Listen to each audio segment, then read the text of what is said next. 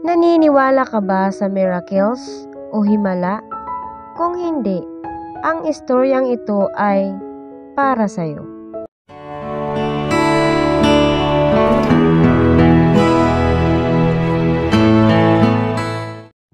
Isang 4 na taong gulang na batang lalaki na nagngangalang Saru ang nakatira noon sa isang maliit na komunidad sa India. Siya at ang kanyang pamilya ay mahirap lamang. Sa katunayan ay kailangan magdoble kayod ng kanilang pamilya para sa kanilang pangangailangan. Kaya nga ang kanyang kuya na nagngangalang Gudu ay dumidiskarte ng pera sa pamamagitan ng paglilinis ng mga train sa isang public station sa kanilang lugar. Ang kanyang ina naman ay naglalako ng ulam sa mga bahay-bahay para kumita. Hindi madali ang buhay para sa kanila. Halos sa trabaho na lamang nauubos ang kanilang oras na tinitiis ang pagod para lamang may makain. Pero dahil lamang sa isang pangyayari ay nabago nito ang lahat para sa kanila. May pagkakataon noon na si Saru ay hindi makatulog dahil sa takot. Mag-isa lang kasi ito sa kanilang bahay noon sa kalaliman ng gabi. Nasa trabaho kasi ang kanyang magulang at kuya at iniwan na lamang si Saru para makatulog. Tumayo si Saru at nagulat siya nang makita niya ang kanyang kuya na pababa sa bisikleta nito na ginagamit niya para sa kanyang trabaho dahil may naiwan itong gamit na kailangan niya. Si Saru ay nakiusap noon sa kanyang kuya na kung pwede itong sumama sa kanyang trabaho at dahil nga naawa si Gudo sa kanyang kapatid dahil hindi makatulog ay isinama niya ito at inangkas sa kanyang bisikleta papunta sa train na kanyang nililinis. Habang nagtatrabaho, ay umidlip muna saglit si Saru sa isang bench, habang ang kuya naman nito ay umalis para makipag-usap sa kanyang employer o yung taong nagbigay sa kanya ng kanyang trabaho. At nang maalimpungatan si Saru, ay naging curious ito sa loob ng train, kaya pumasok ito at naupo sa isa sa mga upuan doon. Nagising na lamang si Saru dahil sa pagyugyug ng train na bumibiyahe na papunta sa ibang lugar. Walang kamalay-malay si Saru sa mga nangyayari at natataranta ito. 2 araw nagdire-diretso ang biyahe ng train at tumigil sa isang lugar kung saan hindi pamilyar si Saru. Ito ay ang siyudad ng Calcutta. Ito ay mataong lugar sa bansang India, malayong-malayo sa lugar na pinanggalingan niya kung saan tahimik ang paligid at maaliwalas ang kapaligiran. Litong-lito na si Saru that time.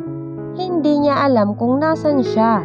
Magtatatlong araw na din siyang hindi kumakain. Papaano na siya makakauwi? Masyadong busy ang mga tao sa Calcutta na halos hindi naman siya napapansin kahit pa umiyak ito ng umiyak o humingi ng tulong na hindi na nakakapagtaka dahil normal sa Calcutta na makakita ang tao ng mga bata sa kalsada na namamalimos. At yun nga ang nangyari, napilitan ang bata mamalimos para sa ilang pagkain at matulog kung saan-saan sa loob ng ilang araw. Pero syempre hindi lang naman siya ang batang kalinoon sa lugar. Kaya isang beses nang napag-isipan niya makihalubilo sa ibang batang kagaya niya na naglalaro, ay nagulat siya nang tinigilan sila lahat ng isang sasakyan at sa pilitang pinapasok sila dito.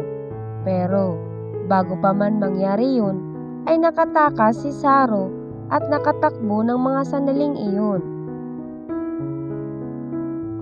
Kinagabihan ay napahinto siya sa tapat na isang kainan at dahil sa gutom ay napatitig siya sa isang bintana kung saan may isang binatang kumakain. Si Saro dahil sa gutom ay ini-imagine na lamang na sinusubuan niya ang kanyang sarili ng masasarap na pagkain at nilalabanan ang gutom sa kanyang utak. Ang hindi alam ni Saro ay napapansin na ito ng binata na tinitingnan niya. Naawa ito kay Saro. Pinuntahan si Saro ng binata at tinanong ito kung ano ang ginagawa nitong mag-isa sa gilid ng kalsada at kung nasan ang kanyang pamilya. Hindi makasagot si Saro at ang binata ay dinala si Saro sa isang orphan help center na alam niyang makakatulong dito. Napaka-imposible kasi na makapagbigay siya ng mahalagang impormasyon sa kanyang mga magulang dahil hindi pa ito gaano marunong bumasa ni sumulat man lang, ni hindi niya matandaan ang pangalan ng kanilang lugar.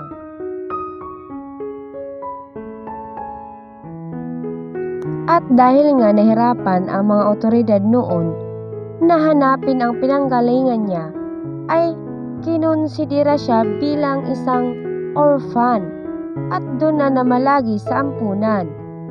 Dito ay nakakakain at nakakatulog siya ng maayos hanggang sa mapukaw ang atensyon ng mag-asawang Australian at napagdesisyonang ampunin ito.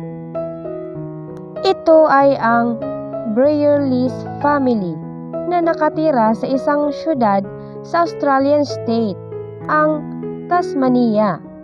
At matapos ang legal na pag-aampon, ay bumiyahe agad sila kasama si Saro pauwi sakay ng isang eroplano papuntang Australia. Doon ay nakaranas si Saro ng mas lalong magandang buhay. Nakapag-aral siya, nagkaroon ng madaming kaibigan at kung ano-ano pa. Namuhay siya na halos parang wala na siyang mahihiling pa, hindi kagaya noon. Nakapagtapos siya ng elementarya, high school hanggang sa mag-college at makapagmaneho ng sarili niyang kotse. Pero hindi sapat ang mga material na bagay para makalimutan niya ang kanyang pamilya. Namimiss na niya ito. Habang nakatingin sa mapa, ay iniisip niya na kung sakaling magkita sila ay makikilala pa kaya siya ng kanyang ina, lalo na't malaki na siya at hindi na gaya ng dati.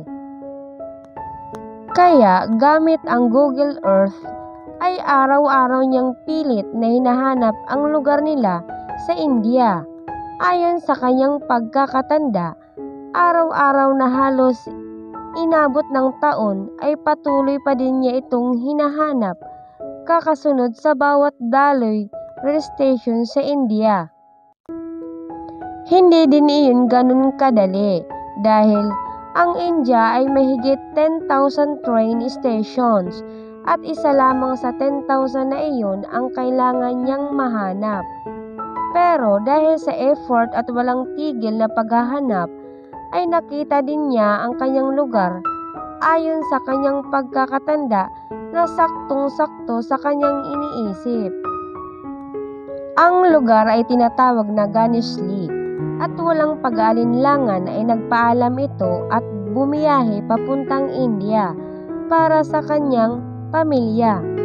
Matagal niyang hinihintay ang pagkakataong iyon at sabik na siyang mayakap ang kanyang ina.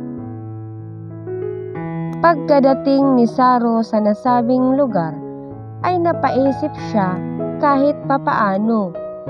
Paano nga naman kung hindi na sila doon nakatira? Madami siyang ikinatatakot nang biglang isang matandang babae ang lumapit sa kanya at niyakap siya ng napakahigpit, sobrang higpit. At naiyak si Saro nang narealize niya na ang matandang babaeng yumayakap sa kanya ay ang kanyang ina. Madamdamin ang naging sandali para sa kanila, pero ang pag-iyak nila ay nangangahulugan ng kasiyahan sa kanyang pagbabalik. Ang lahat ng iyan ay naganap makalipas ang 25 taon simula nung nahiwalay si Saro sa kanyang pamilya. Pero naiyak si Saro nang hanapin niya ang kanyang kuya. Namatay kasi ito dahil sa paghahanap sa kanya.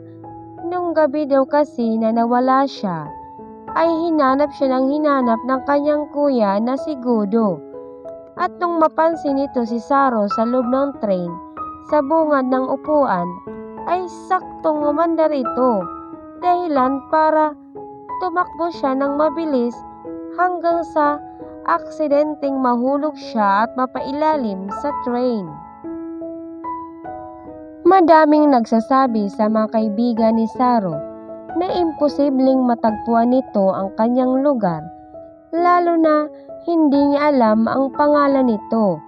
Pero ito lamang ang tanging naisagot sa kanila noon.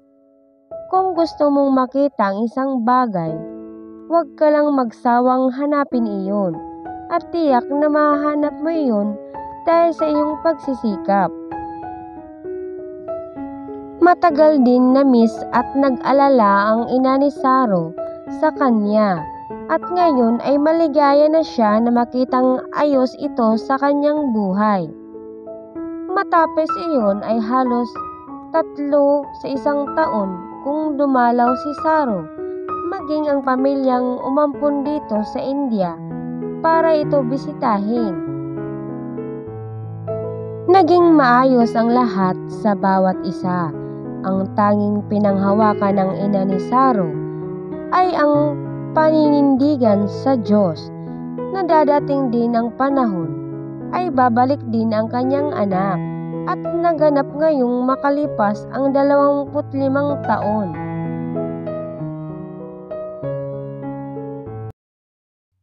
Ano ang masasabi ninyo sa kwentong ito?